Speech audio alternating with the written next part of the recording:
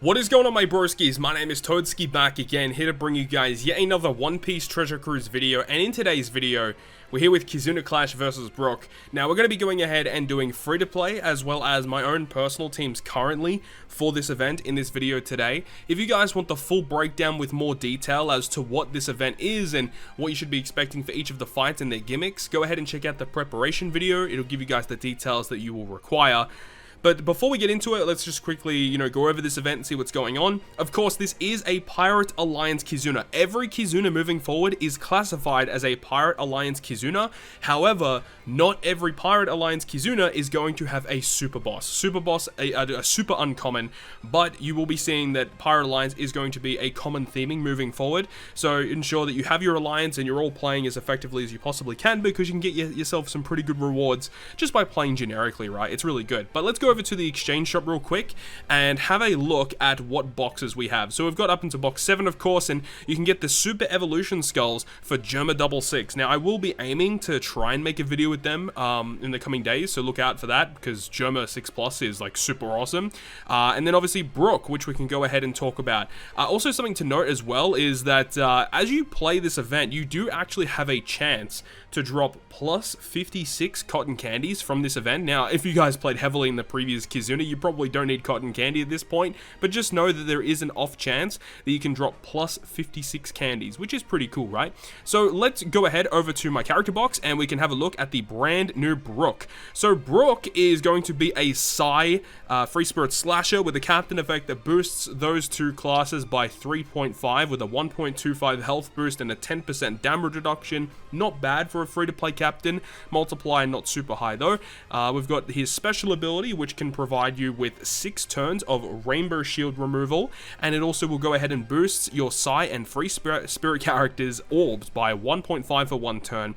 However, if you've already got a slot effect boost when you launch the special, it's going to give your Psi and Free Spirit characters a 2.25 times attack boost for 2 turns. Otherwise, it's going to be a 2.25 times attack boost for 1 turn. But if you have an attack and an orb boost active, it's going to extend the duration of your attack boosts by 2 turns. It's pretty similar to the Zoro that we got from Treasure Map.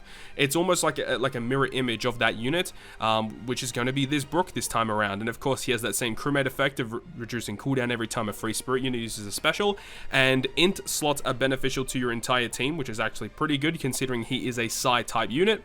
And for his support effect, it is just stats, unfortunately, and then he has his Rumble stuff. So in Rumble, you'll see that his passive is going to give your Psi characters level 5 health and level 1 CT speed down or to all enemies, which is actually a pretty interesting effect. Not super useful though, like -1 CT doesn't really make that much of a difference, at least from my personal experience anyway. And then his special ability, 29 CT, does a medium range horizontal 1.5 attack, and your Psi teammates get level, well not really level, but they get 1500 healing, which is pretty interesting, and a level 2 defense up for 20 seconds. Not an amazing character you're going to use in PvP. I understand why they're trying to build all these characters in the same way, but they're not the best, honestly. But anyways, that's the introduction to this video, talking about this Brook. He's an interesting unit. I don't know how much play he's actually going to see, but not an awful unit, I would say. But without further ado, guys, let's go ahead and jump into the video against the Kizuna Clash versus Brook. So jumping into the video today, the free-to-play teams that you guys are seeing here are the same teams that we kind of broke down in the preparation video, just showing how these teams actually work in action. So the first team here is versus the Psi variation. So this team is a bit finicky, but it actually works very well. So in terms of the units that are very, very good for this particular fight, Luffy and Boa, the previous Kizuna character, are very, very nice. The fact that this character is able to switch between Psi and Int is very good for this Luffy stage, because you do need a Psi slot in order to break this barrier. So despite the fact that you need to bring Int characters to do, obviously super effective damage against the boss, having some type of way to generate a Psi slot is also going to be very useful. And luckily, Luffy Boa are able to do that very, very easily. And you see we do use the Rayleigh special just to get us a bit of a chain boost, because I wasn't really too sure if it was going to have enough damage to just get the KO. Looking back at it, you could probably get away with not using using the Rayleigh special, but better to use it, better to be safe than sorry, right? And on the final boss stage, we have Whitebeard, friend captain, for the attack boost. We have the Kizaru for the orb boost. We have the Hody Jones to get around all the debuffs. We have a color affinity boost with Luffy Boa. And then, of course, the special ability of Kid is just there to help us get around the resilience that will be inflicted to the enemy. So you need some type of way to remove 5 turns of resilience. You need an end of turn damage dealing special, something like that, in order to get through that resilience buff, which is very, very annoying for this Brook. But this team actually does a pretty decent amount of damage, which is actually really, really nice.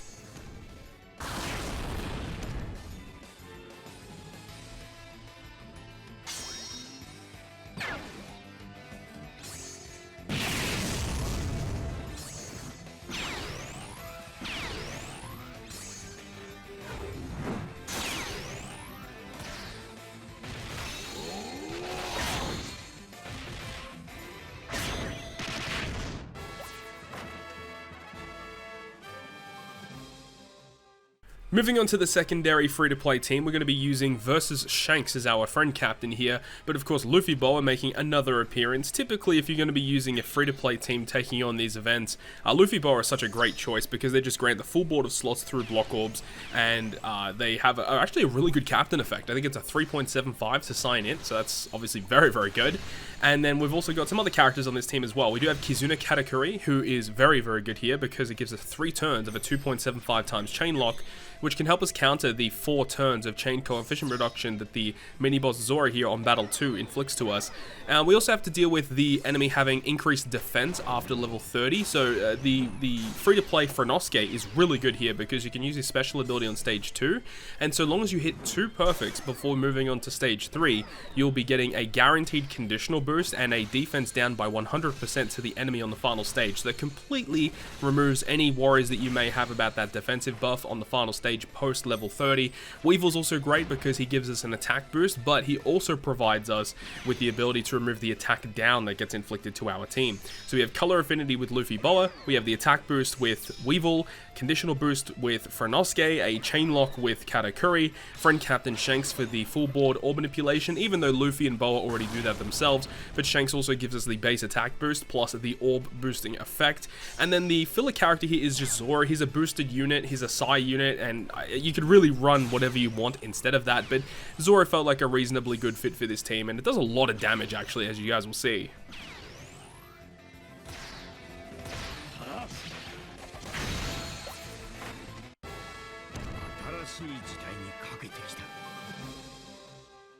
The final free-to-play team in this video is versus the strength variation, and this time around we're using the previous Kizuna character is in the Kuja Pirates as our captain. They're actually very good for this fight. They're a 3.75 captain to Free Spirit and Shooter, and they have a special ability that can be your crew's attack booster, and if you have 50,000 HP or more, you get a guaranteed conditional boost that will apply through immunity buffs.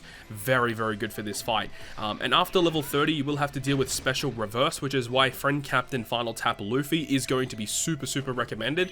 If you don't have Final Tap Luffy, I mean, you don't have to use it for the first 30 levels, but after level 30, would highly advise bringing it. We also do have the sea monster here. Now, unfortunately, I don't actually kill in one turn. Hypothetically, you would have, you know, more matching slots and then you could just kill this guy, but unfortunately I didn't have enough matching slots. We didn't get the kill, so if you are using a team similar to this, ensure you do have some type of way to get some more matching slots for your team. Otherwise you're gonna struggle because you're not gonna have an orb boost on that final stage. So unfortunately didn't get the win there, but it's fine. We still are able to overall just clear the quest, but realistically you want some more matching slots to ensure you kill that Sanji in one turn. And of course we do have Bullet for color affinity. We have Buggy, who is only here to give us chain boundary. Like, Buggy is super replaceable, definitely not a required unit. Kuja Pirates, as we already talked about a little earlier, for their conditional boost. We have the Usuhachi and Onami are here just to change the block slots that we get into matching. That's literally the only reason why they're here.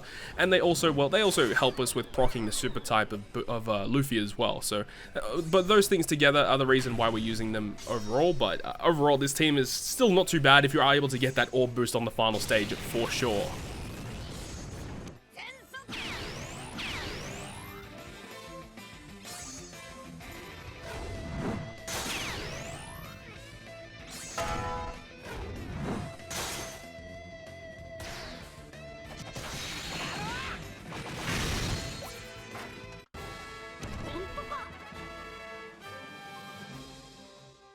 So now we can go ahead and talk about my own personal teams in this Kizuna clash. So the first team here is with Jewelry Bonney as our main captain. Now unfortunately Bonney is not a boosted unit in this event. Would have been nice if she was, but she's really great because her captain effect, if you have a recovery slot you get 5 times boost, and her super type can generate those slots for you, which is great.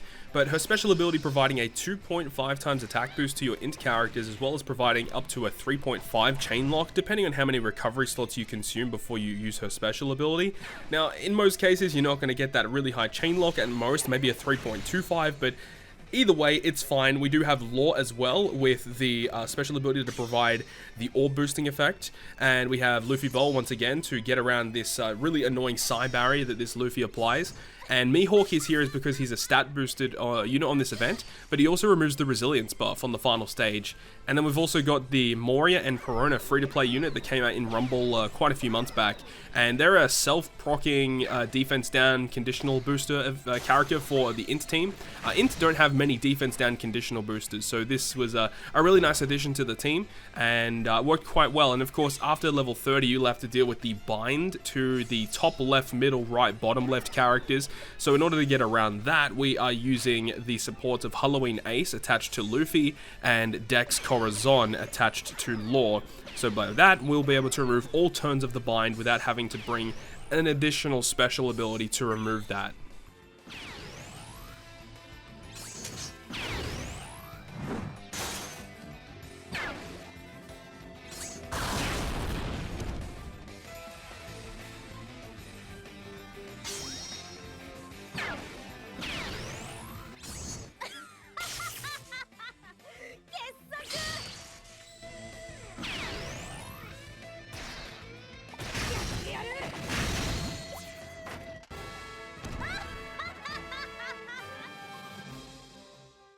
Moving on now to the Int variation, we have our Psy team to battle this boss, and for this fight, I do kind of screw up the specials, but it doesn't really matter that much right now, of course, but later on, obviously, you want to make sure you're using your specials in the correct order. One thing to note is that Rockstar does remove your crew's chain lock, so you want to make sure not to use a chain locking special on the mini-boss stage, if you have Rockstar on your team to remove your attack down, okay? But of course, with Sanji, we're able to provide our team with a 2.3 times attack and a 2.3 times slot effect boosting effect. Once again, Frenosuke making an appearance to give us the conditional boost on the final boss stage, and we have Luffy Boa to provide a 2.25 times color affinity boost to our crew, and Nami provides a 2.75 times chain locking effect for multiple turns, but you only really need her for the one turn. But Nami is a boosted character in this event. Nami, Rockstar, and Sanji are all boosted, so more than half of our team are boosted, giving us a lot more damage output, which helps out a lot for sure. But overall, this should last a decent amount of time, I would think. I think this team should do at least like 300, 350 million, something in that range, maybe even higher than that. So I don't really think I'm going to be changing this team too much throughout the entire duration of the event. But ensure that you activate special abilities in the right order to ensure that you get the right effects to activate. And obviously, if I did have versus Shanks or versus Whitebeard, those two characters would have definitely made an appearance on this team or the previous team. Unfortunately, haven't got them thus far, but hopefully we can get them in the future.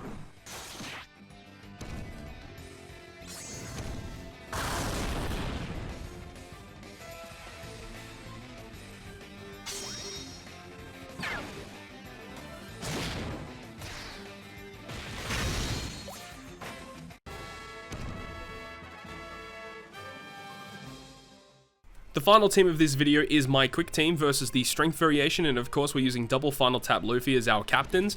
The super type special is so good for the for that little gimmick that will happen post level 30, and the fact that, you know, you need to bring quick characters in the first place, so Luffy is just a really good fit for this.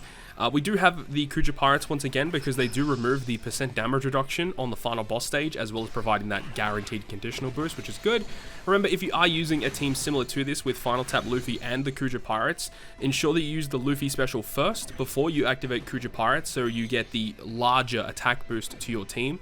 And then we do have the switch effect of Ace and Sabo to provide a minor color affinity boost.